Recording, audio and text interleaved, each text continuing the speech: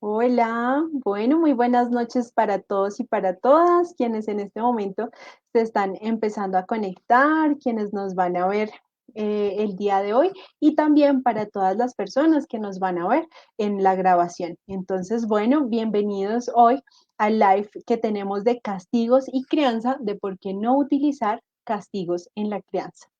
Hoy nos encontramos con Aline Barbosa, que es originaria de la ciudad de Tijuana, en Baja California, desde México, está en este momento con nosotros.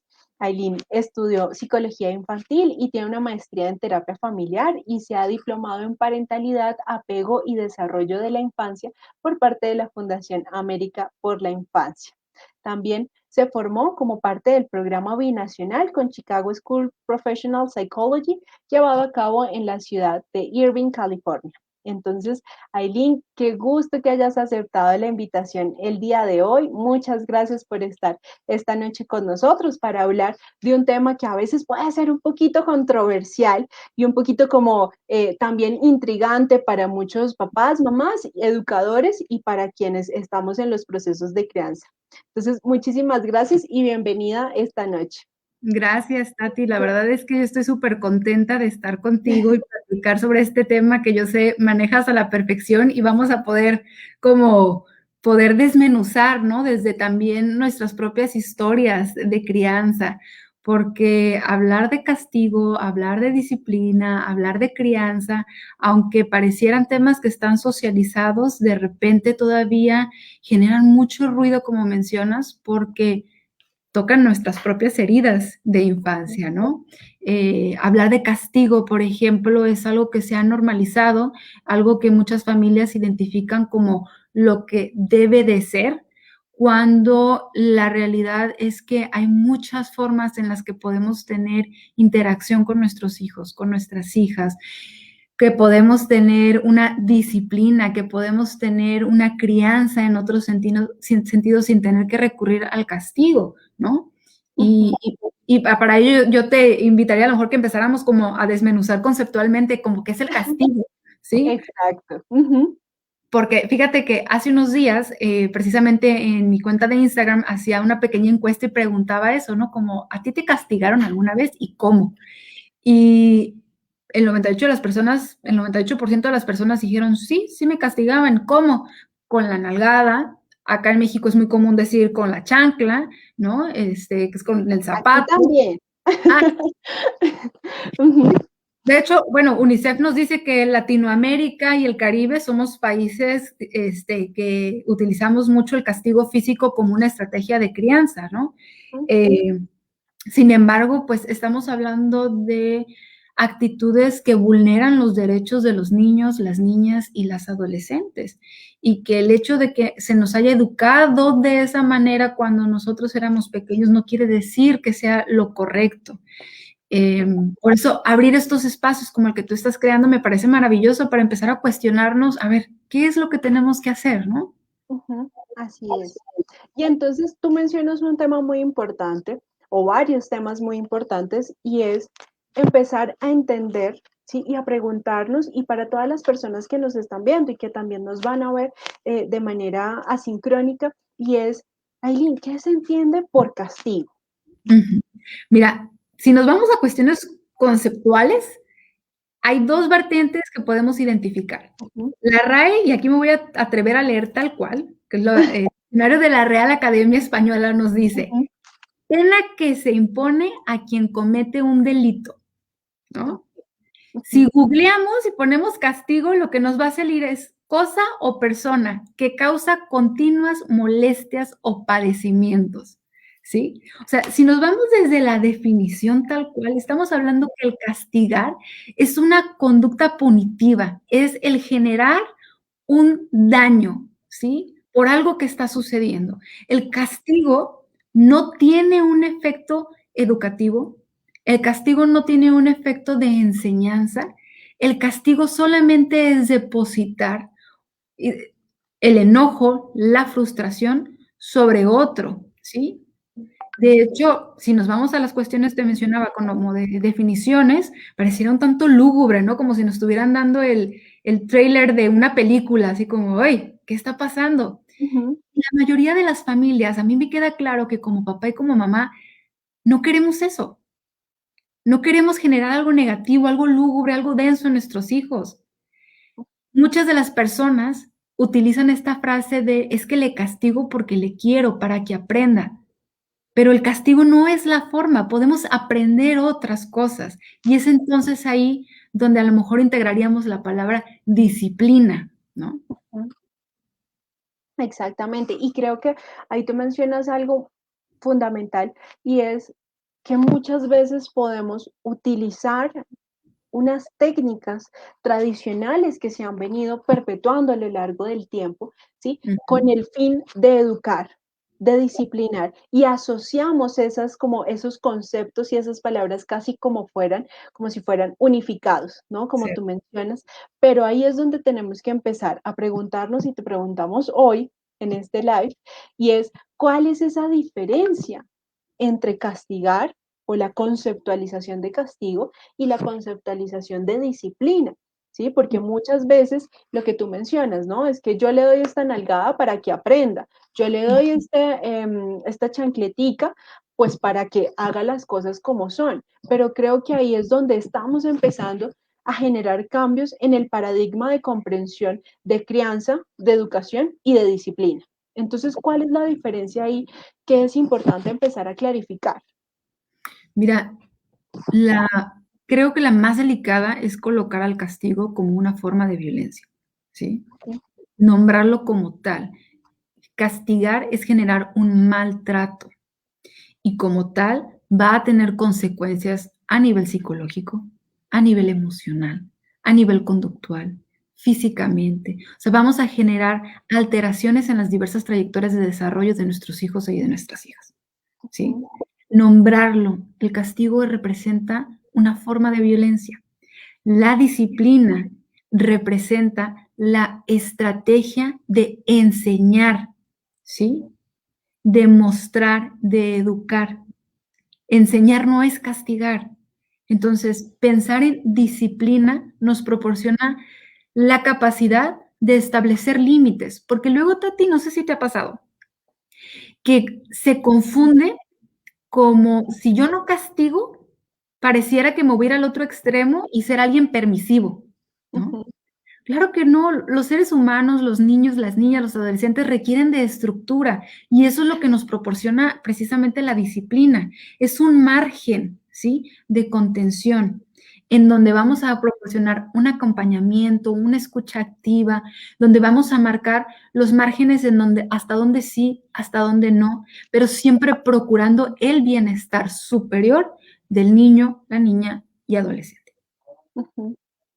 Y tú mencionas ahí un aspecto fundamental y es que eh, pasamos de el ser autoritarios, ¿cierto? Del Ujú, autoritarismo e irnos a la otra esquina, ¿cierto? Al otro extremo y es la permisividad.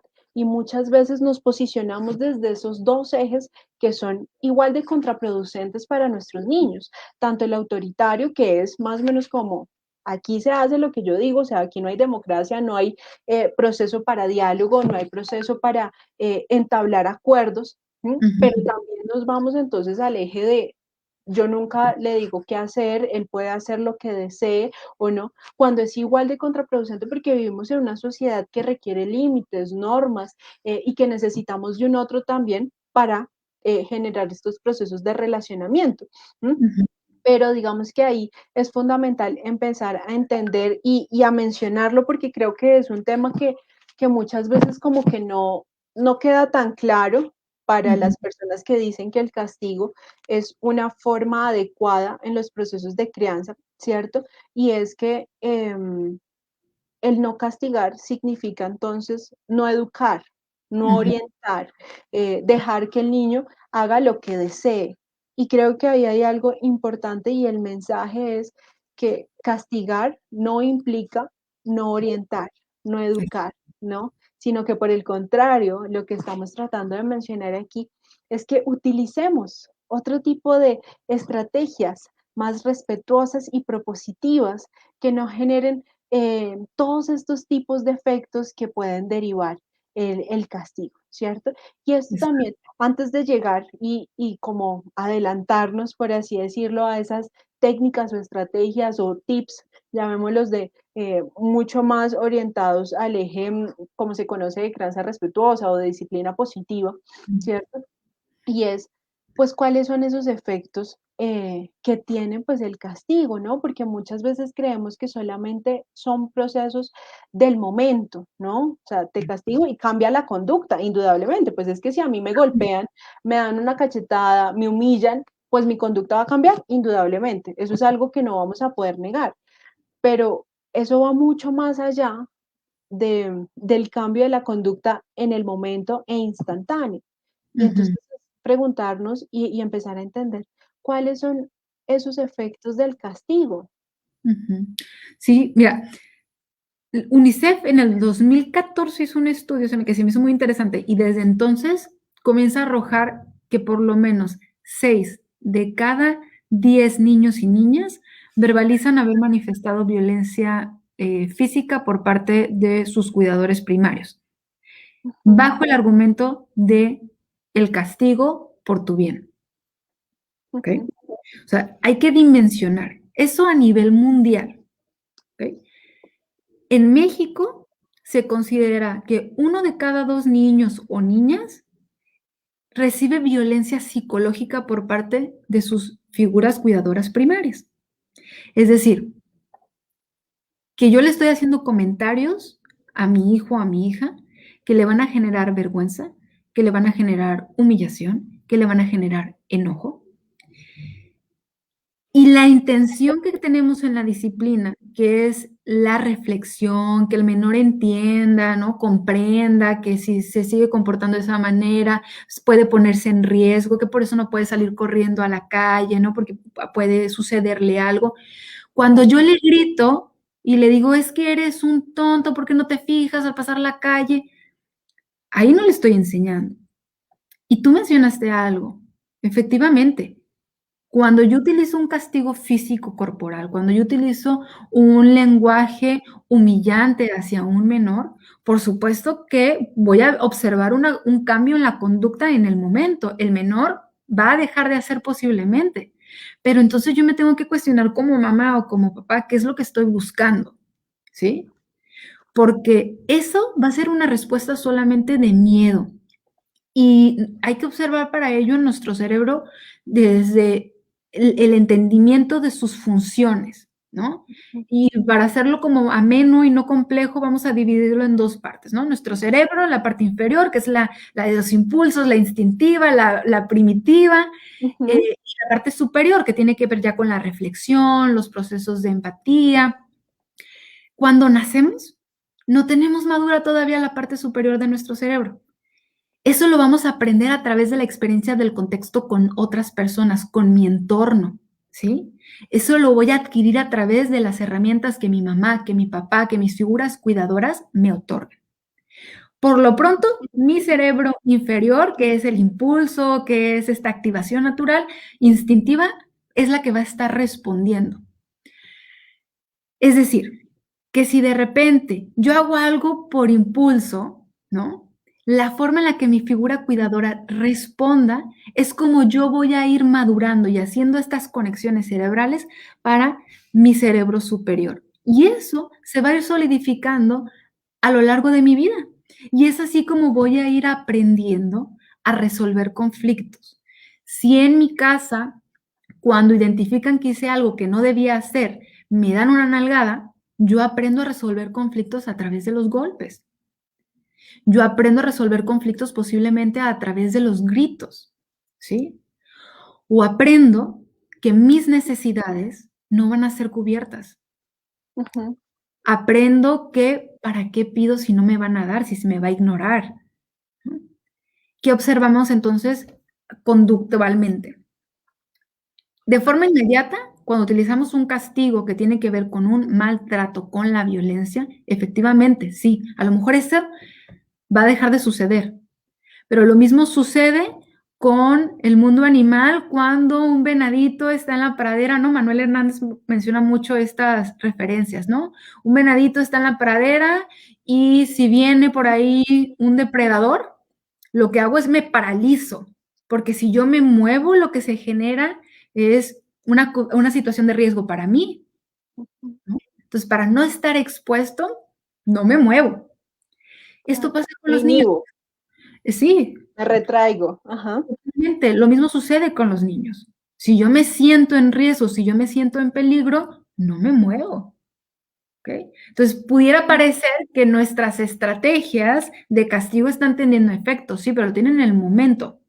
A Ujú. largo plazo hay otro tipo de consecuencias, en donde yo estoy inhibiendo la capacidad exploratoria de mi hijo, de mi hija. Y la exploración y la curiosidad es indispensable para el aprendizaje. Luego tenemos niños en la escuela, ¿no? Que les cuesta trabajo concentrarse, que les cuesta trabajo a lo mejor adquirir algún tipo de conocimiento de habilidad social, y preguntamos qué está sucediendo en casa y nada, ¿no? Pero cuando observamos cuáles son las estrategias que se utilizan para educar, encontramos que es el castigo la forma recurrente. Muchas personas dicen, es que a mí me dieron un golpe cuando era niño, una nalgada, lo que tú quieras, y soy una persona de bien. Es la justificación y la consecuencia precisamente de cómo hemos normalizado la violencia. No es que gracias a eso seamos personas de bien, ¿no?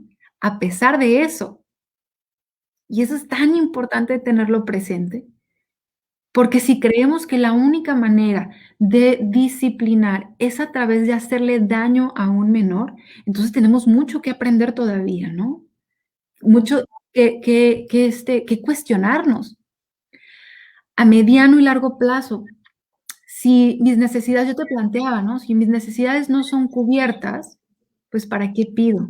Y entonces, cuando yo esté en una situación de riesgo en la secundaria, ¿me voy a acercar con mamá o con papá? Claro que no, ¿para qué?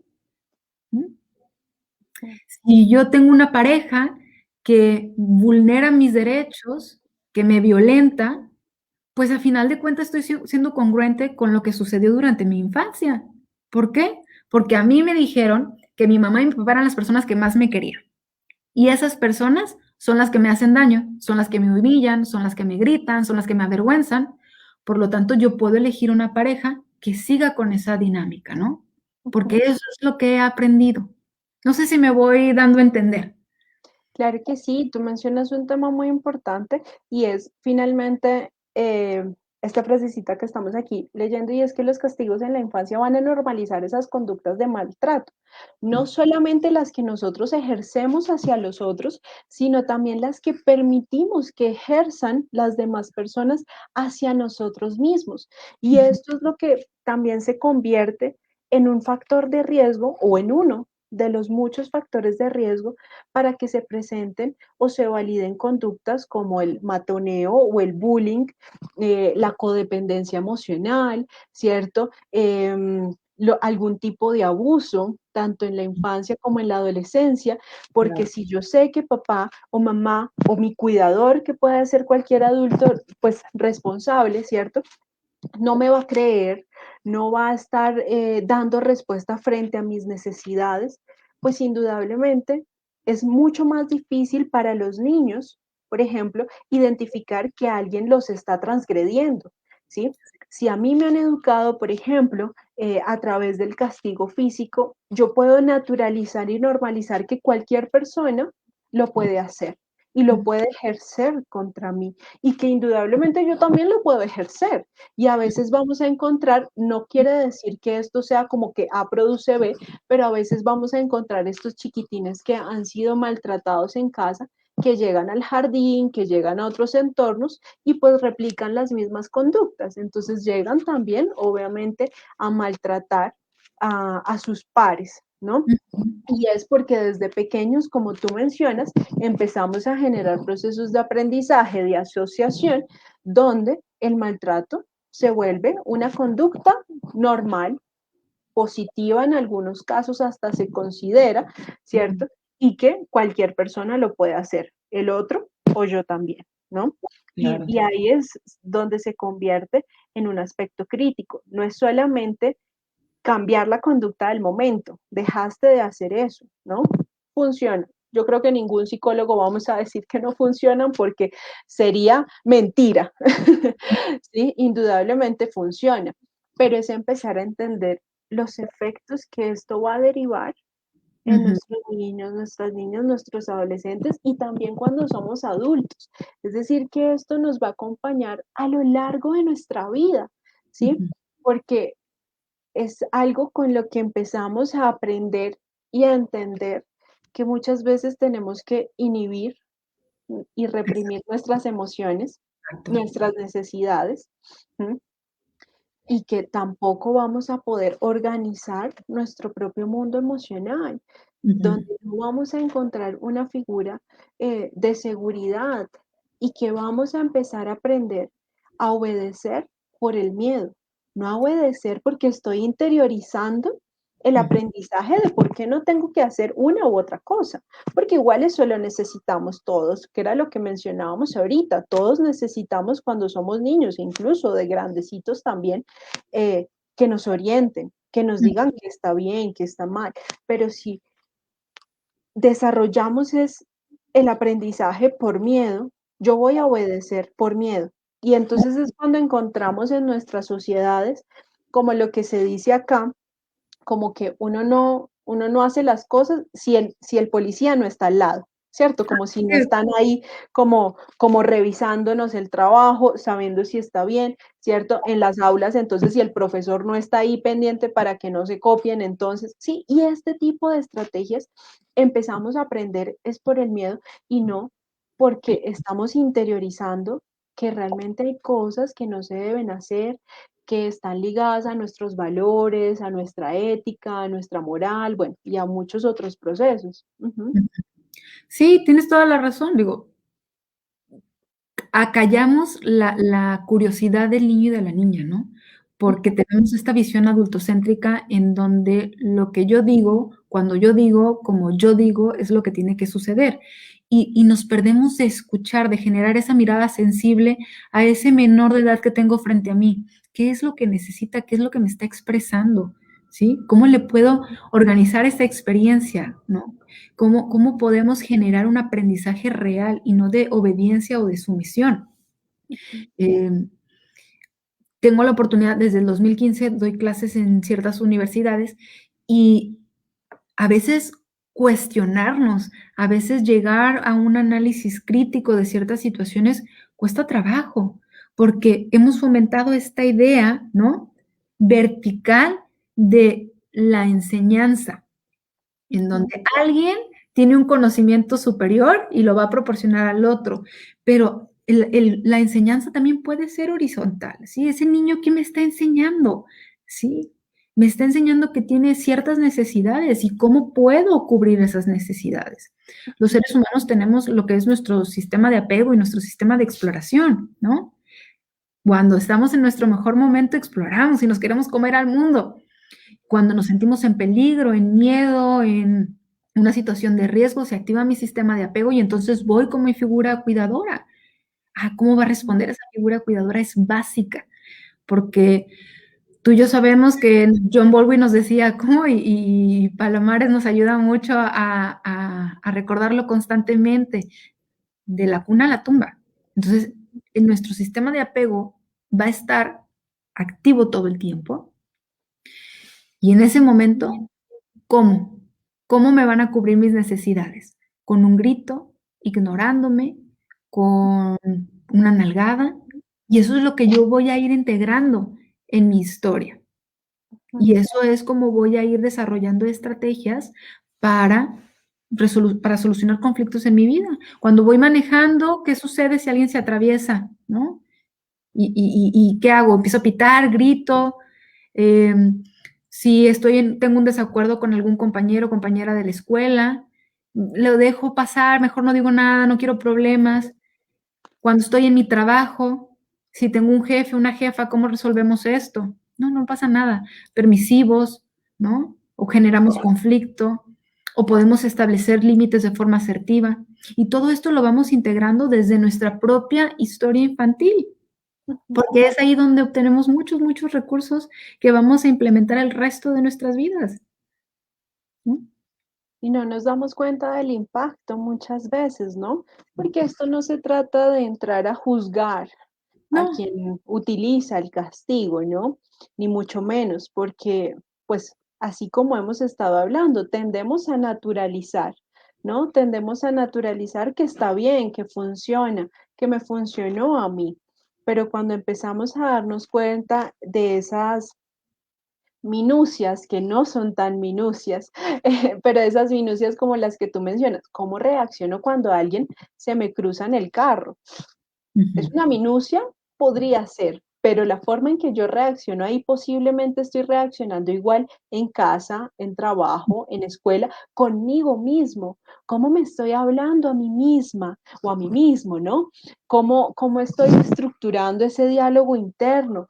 ¿Es más compasivo, más amoroso o por el contrario, es enjuiciador, es duro consigo, ¿no? Y todo esto, como tú mencionas, se va aprendiendo a lo largo de los años. Ahora ujú. bien, hay algo importante y es que también podemos transformar, ¿no? Esos ejes y podemos empezar a cambiar esos patrones, ¿no? Que Totalmente. es muy importante, ¿no? Que no se vayan con la idea de quienes nos están escuchando, que, bueno, ya pasó lo que pasó y ya no se puede hacer nada. No, ni Ajá. mucho menos. ¿Cierto? Ujú, Sí, claro, o sea, afortunadamente, ¿no? Se pueden hacer cambios, pero para ello también implica que podamos reflexionar mucho de nuestra propia historia, ¿no? ujú, Generar conciencia, conectar con nuestras emociones. Vivimos en un mundo también hiperproductivo, entonces hacer una pausa, a ver, detenerme unos segundos e identificar qué está sucediendo en mi entorno, cómo me estoy sintiendo y reconocer que los niños, las niñas también se sienten así, ¿sí? Todo lo que está sucediendo, ellos también lo perciben. Es que a veces pareciera que decimos: "Están chiquitos, no entienden", ¿no? O ellos no saben porque están chiquitos. Sí, sí saben. Y si nosotros les explicamos, van a comprender la información que tengamos que compartirles, ¿sí? ujú. Pero es importante que podamos precisamente identificarles como tal, como seres humanos que merecen ese respeto, que merecen esa atención, que merecen ese cuidado. Y a veces puede resultar más sencillo, hablando de la crianza, cuando escuchamos nuestras propias necesidades que no fueron cubiertas cuando éramos pequeños, ¿sí? O que a lo mejor decimos: "Híjole, se cubrió de forma parcial", o de qué forma fue cubierta, a través de la manipulación, a través de ¿cómo? Cuando yo empiezo a escuchar y reflexionar de mi propia historia, también puedo ofrecer una crianza diferente a mi hijo o a mi hija, ¿sí? En este ejercicio que te comentaba que yo hice en Instagram hace unos días respecto a los castigos, una de las preguntas era, ¿cómo te sentías cuando eras castigado, castigada de niña? Todas, Tati, todas las respuestas incluían vergüenza, culpa, enojo. En ningún momento nadie hablaba de me sentí feliz en ese instante. Ay, en ese instante sabía que era por mi bien. No, en ese momento las emociones que se generaron implicaban un dolor emocional, ¿no? Implicaba, un desgaste, implicaba que la figura a la que tengo que recurrir me puede hacer daño. Sabemos que en muchas ocasiones esas estrategias que utilizan papá y mamá no son con la intención de generar daño. Por eso hay que cuestionarnos, a ver, ¿esto que voy a hacer, qué impacto va a tener? ¿Qué es lo que quiero enseñar? ¿No? Y en el libro de Disciplina sin lágrimas de Daniel Siegel, ¿no? Precisamente nos plantean esas 3 preguntas. ¿Qué es lo que quiero enseñar en este momento? ¿Cómo es la mejor manera de poder enseñarlo? Ujú, Sí. Y luego viene esta también estrategia o este tip, ¿no? De decir, ¿cuál pudiera ser la hipótesis más benevolente que pudiera ser de la conducta de mi hijo o de mi hija? Porque el niño o la niña no está haciendo el berrinche por querer molestar a su mamá, ujú. por querer hacer enojar a su papá. Lo hace porque está desregulado en ese momento. lo hace porque requiere otra cosa, ¿sí? Claro, y es que tú empiezas a tocar ya otro tipo de aspectos que van muy vinculados con este tema y me encanta este del que hablas y es estas hipótesis benévolas. ¿Y qué Ujú. significa eso para quienes nos están escuchando?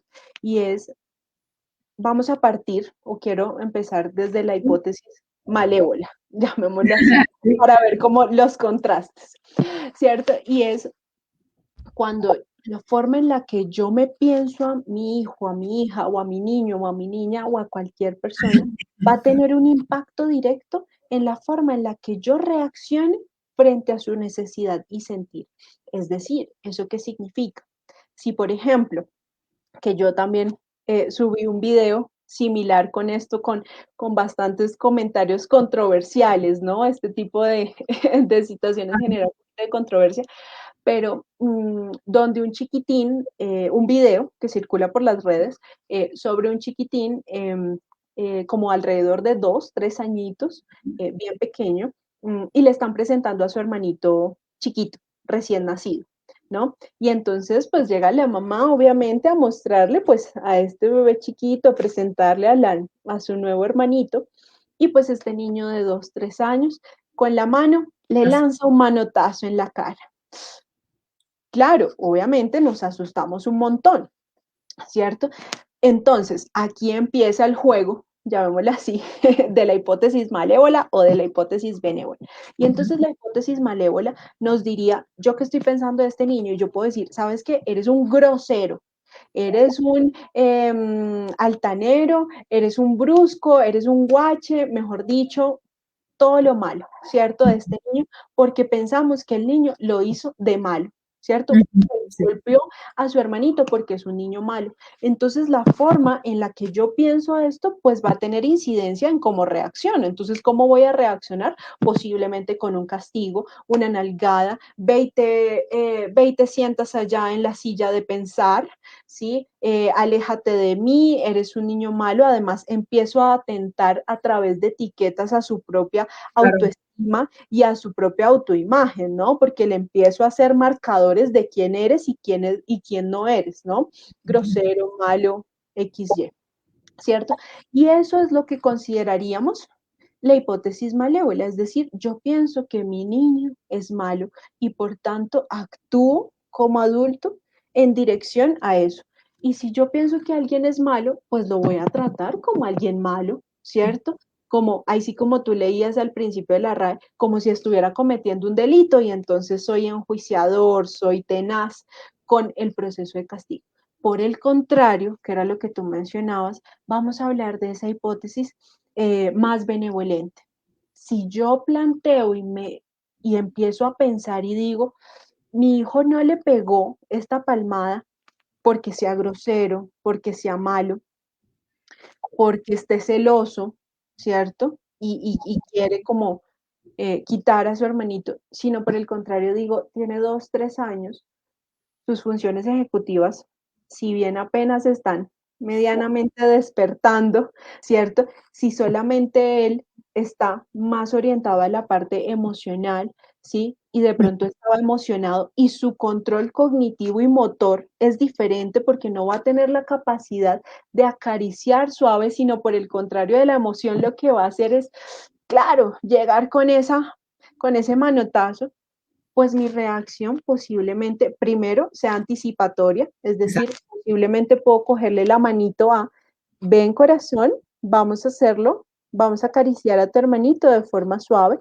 o por el contrario le digo, amor, espera, sé que estás emocionado, ¿cierto? Pero al hermanito toca suave, ¿no? Nos toca más suavecito, porque empezamos a entender que su control motor pues obviamente no es acorde para su edad para que genere este tipo de estrategias mucho más motoras finas, ¿no? Sino que su motricidad es mucho más gruesa.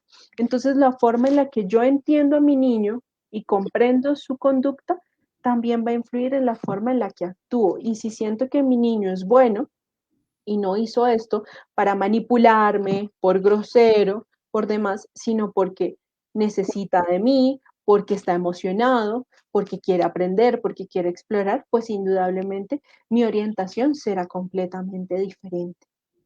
Claro, ese acercamiento desde el amor, ¿no? Ese acercamiento desde la visión de las necesidades de ese menor. Ujú, A veces la falta de información nos puede llevar a cometer errores. Afortunadamente estamos en un momento en donde hay muchos lugares en donde podemos obtener la información, ¿no? Ahora, digo, realmente a mí me encanta tu trabajo, Tati, porque creo mm, que de una forma muy clara compartes elementos que, pues, nos pueden ser de utilidad, ¿no? O sea, a través de TikTok, ¿cuántas veces no pasamos tiempo en TikTok, en Facebook, o sea, en cualquier red social? Y podemos seguir cuentas de profesionales como tú, ¿no? Que nos dan elementos de utilidad. Em, a veces nos excusamos en esta parte como de: "Es que no hay un manual para ser mamá, para ser papá". No, sabemos que no existe, sabemos que hacemos lo mejor que podemos con lo mejor que tenemos, pero siempre es importante seguir capacitándonos, seguir aprendiéndonos, porque también eso es un regalo de amor para nuestros hijos, ¿no? O sea, ofrecerle la mejor versión de papá o de mamá que yo pueda darle, y siempre desde su bienestar, siempre desde cuidar su integridad física, psicológica, o sea, globalmente, porque es un ser humano que está en esa formación, pero ya es un ser humano, ¿sí? O sea, no cuando sea adulto, desde ahorita, ¿cómo vamos a crearle? Yo le llamo como ese colchoncito, ¿sí? Es el colchoncito en el cual se va a apoyar, en el cual va a poder avanzar. Hay familias que me ha tocado, no sé si a ti te han utilizado este tipo de discurso, ¿no? Que me dicen: "Pero es que la vida afuera no es fácil, se va a encontrar con adversidades, ¿no? De una vez". Pero, a ver, que la casa, que la familia sea ese espacio seguro para si yo tuve una adversidad fuera, llegar y platicarla, llegar y contenerla, llegar y sentir ese soporte, ¿no? No de decir: "No tengo ningún lugar, todo resulta una amenaza", ujú, ¿sí? claro. Entonces, claro. Ujú. Que nuestra casa se convierta en ese lugar seguro, donde yo sé que si tengo una adversidad afuera, puedo llegar aquí a encontrar seguridad, protección, ¿sí? Ujú, Contención, orientación y también que, por ejemplo, en algunos casos necesitamos que el otro nos ayude a solucionar en ocasiones los problemas, ¿no? Que conjuntamente busquemos esas soluciones, ¿no? Por ujú. ejemplo, no sé, en estos casos de matoneos supremamente extremos o fuertes, pues el niño necesita también de papá, mamá o de un cuidador que lo oriente.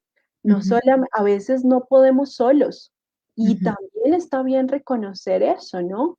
Que Claro, necesitamos de un otro, claro, ¿sí? Necesitamos de un otro muchas veces para regular nuestras emociones y para definitivamente. que nos ayuden a orientarnos, ¿no?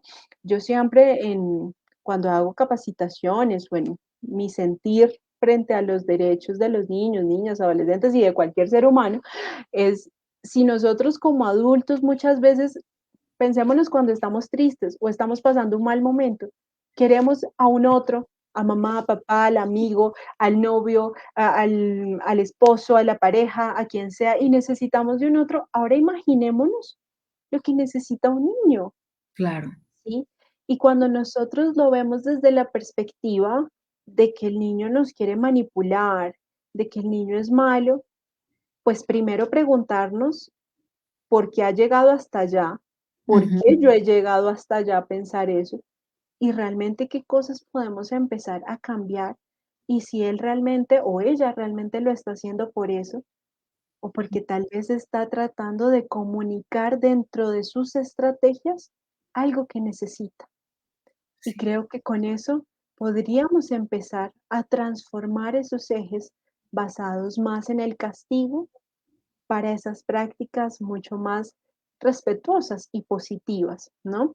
Y ujú, entonces yo creo que aquí algo que siempre nos preguntan, ¿no? Como psicólogos, como orientadores, y es, bueno, ¿cuáles serían entonces algunas, de pronto no todas, pero cuáles serían esas técnicas, métodos, herramientas, tips, Aileen, que tú hoy nos pudieses compartir, que ya hemos venido hablando, pero más específicas, de pronto de crianza respetuosa, de disciplina positiva, para empezar a cambiar esos procesos tradicionales y el castigo por unas prácticas un poco más positivas, ¿no?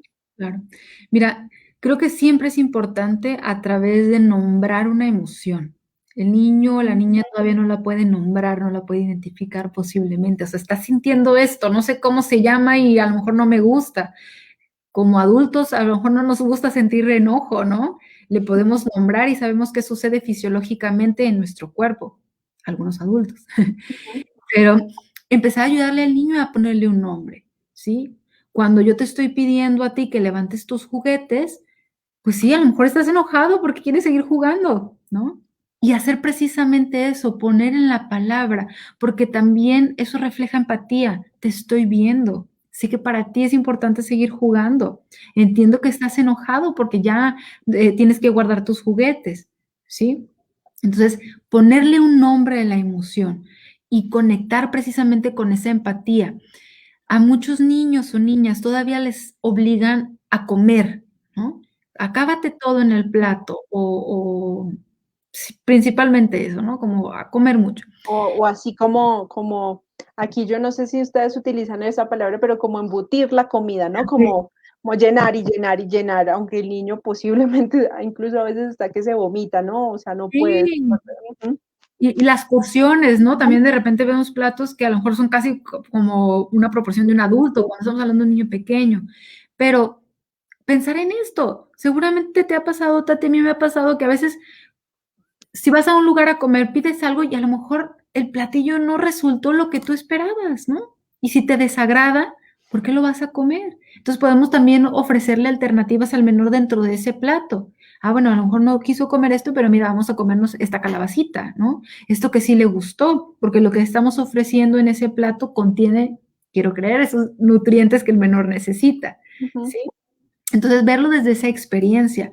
Si a mí me dicen, si yo estoy en una fiesta y me dicen de repente, oye, ya, vámonos, se acabó, pues va a sacar, a lo mejor aquí decimos como me va a sacar de onda, ¿no? O sea, me va a extrañar que sea tan abrupto. Lo mismo sucede con un menor, si lo está pasando bien y le dices, ya vámonos, agarra tus juguetes y nos fuimos. Por eso también hay que anticipar, ¿sí? A lo mejor en 5 minutos hay que apagar la televisión, ¿no? La próxima vez que yo venga será porque vamos a apagar la televisión. No digo que con esto el menor va a dejar de llorar y va a desaparecer su desregulación. Es natural que lo viva, pero hay que ayudarle a ir armando la experiencia, qué va a ir sucediendo. A las personas adultas también nos funciona tener estructuras, saber qué va a suceder nos da mucha tranquilidad, ¿no? Totalmente. ¿No? El saber que, por ejemplo, los martes a las 3 de la tarde, tenemos una cita con la psicóloga, ¿no? Que tal día, a tal hora, vamos a ir a visitar a la abuelita. Dar esta información, quitar esta visión donde solamente la persona adulta es quien debe tener todos los elementos, ¿sí? El menor también se merece esa información y nos va a ayudar mucho a regularle. Conocer a nuestro hijo. Si tuvimos un día largo, posiblemente al regresar a casa, el menor va a tener hambre, va a estar cansado, va a tener sueño. ¿Y qué sucede cuando mi hijo se siente cansado, cuando tiene hambre, cuando tiene sueño? Cuando se siente así, empieza a llorar o empieza a lanzar cosas. Entonces yo prever eso. Mi responsabilidad como persona adulta y cuidadora de ese menor es crearle, ¿no? Todas las situaciones o todas las condiciones que le den más tranquilidad. Ah, pues le llevo a lo mejor cargo una pequeña loncherita donde vamos a traer algún snack para que no tenga hambre ese periodo de tiempo, ¿sí? Voy a cargar su cobijita por si se va a empezar a dormir en el carro antes de que lleguemos a casa, ¿sí? Y ponerle nombre, o sea, entiendo que tienes sueño, entiendo que estás cansado, reconocer que también nosotros a veces nos podemos sentir así, ¿sí? Mamá también a veces se cansa, ¿sí? Ay, tiene sueño, sí, mira, mamá también está bostezando, también mamá tiene sueño, ¿no? Porque eso también hace parte del trabajo de la validación de las emociones. Claro que sí. Y también convertirnos como en esos modeladores, ¿no? De también a nosotros nos suceden cosas, ¿no? No, mamá siempre está bien, mamá siempre tiene que estar feliz, mamá Ujú. siempre está tranquila y calmada, ¿no? Que a veces eso genera también mucha culpabilidad, con Sí, respecto a la maternidad y paternidad, que si bien no es el tema del día de hoy, es importante tenerlo en cuenta, ¿no? Porque también nosotros cuando cometemos errores, cuando estamos cansados, cuando estamos desregulados también como claro, adultos, podemos ser modeladores, ¿no? Muchas veces escuchamos eso de no podemos llorar frente a nuestros hijos, no podemos sentir frente a nuestros hijos. Y ahí es importante empezar a valorar, claro, qué información le llegan a los niños claro. y las niñas, indudablemente, porque nosotros somos los adultos, ¿sí? Ujú, Pero también decir, ok, hoy mamá está triste y es ujú, válido estar triste y está bien a veces no estar bien, ¿no? claro. Y es Sí, importante también que nuestros niños, nuestras niñas y nuestros hijos vean que también mamá, papá, nuestros cuidadores, también tienen días que no son tan buenos y que así como ellos tienen días que no son tan buenos, yo también como niño y niña puedo tener días que no son tan buenos.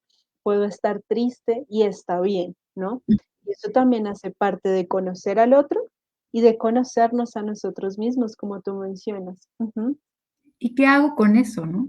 O sea, sobre todo, porque todos tenemos el derecho de sentirnos de cierta manera, pero lo que hagamos con esa emoción va a ser muy importante. Y nuestros hijos y nuestras hijas van a aprender a través de ese ejemplo precisamente cómo regular sus propias emociones. Porque papá cuando está enojado me grita, ¿no? Mamá cuando está triste me ignora. O sea, ¿qué sucede? Nada más como también para tratar de ir cerrando esta parte, recordemos que durante los primeros años de vida, los niños atribuyen que muchas de las cosas que suceden en su entorno es su responsabilidad, ¿no? Que si mamá está enojada porque me fue mal en la escuela, ¿no? No importa que mamá esté enojada porque le rompieron algo en la tintorería, no, está enojada por algo que yo hice. Por mi culpa. Ajá, Ujú. la mente infantil eso hace. Si papá llega contento, está contento porque me comí todas las verduras. No importa que a papá le hayan dado un aumento en el trabajo, no, no, no, está contento por lo que yo hice, ¿no? Ujú. Entonces, así funciona la mente infantil. Por eso debemos tener como mucho cuidado respecto, como bien mencionas, a la información que les manejamos, ¿sí? Pero también validándoles, ¿no? Y articulando, o sea, verbalizando, colocar en palabras lo que está sucediendo, porque el niño y la niña van a armar su historia y la van a armar con los recursos que tengan en el momento. Es nuestro trabajo hacerle como el caminito, ¿no? Darle la contención. Ujú, así es. Bueno, claro que sí. Mira que todo esto nos lleva a entender por qué hoy queríamos hacer este live y podríamos quedarnos mucho más tiempo acá dialogando de este tema tan importante y que sé que nos apasiona, ¿sí?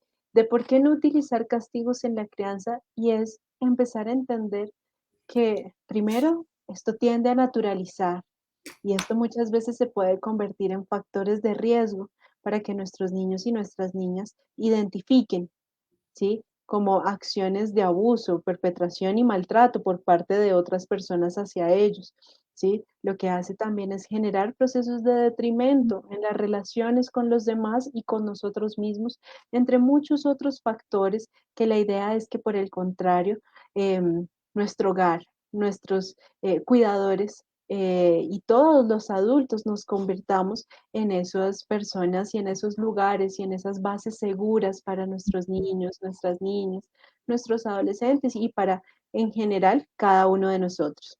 Entonces, Aileen, muchísimas gracias por compartir todo ese conocimiento, por estar esta noche, el día de hoy, con nosotros, ¿no? Y poder dialogar de este tema tan importante. Gracias, Tati, por el espacio y qué rico que podamos socializar los temas de esta manera, ¿no? O sea, platicarlo para llegar a más personas. Claro que sí, y entender que hay muchas otras formas de Claro. disciplinar y educar, y que el castigo, hemos aprendido a lo largo de los años que funciona, pero que también trae consigo una serie de efectos altamente nocivos para el Ujú. desarrollo emocional, cognitivo, social de las personas. Entonces, si podemos utilizar otro tipo de técnicas mucho más respetuosas, propositivas, pues empecemos indudablemente a aplicar ese tipo de procesos, a conectar emocionalmente con nuestros hijos, a ayudarles a organizar esa experiencia y a orientarlos, porque no es suficiente decirles que algo no está bien o que está mal hecho, sino que también necesitamos orientarlos y muchas veces ser ese farol en el camino para ellos, ¿no? Mostrar e iluminar ese camino mientras ellos a lo largo de los años van a empezar a seleccionar su propio camino, ¿no? Pero nosotros vamos a ser esos primeros faroles como mamás, papás y como adultos cuidadores y respondientes frente a las necesidades de los niños y niñas. Así es. Entonces, Aileen, muchísimas gracias. Vamos a dejar en los comentarios y demás las redes de Aileen para que también puedan seguirla, puedan estar pendientes de lo que ella postea, de todos los temas interesantes también que tú nos planteas y bueno, que cada día seamos una comunidad más tendiente y sensible a las necesidades de nuestros niños y también respetuosos para con ellos. Entonces, muchísimas gracias por este espacio y para quienes se conectaron, que tengan una excelente noche y bueno, un buen fin de semana. Hasta luego.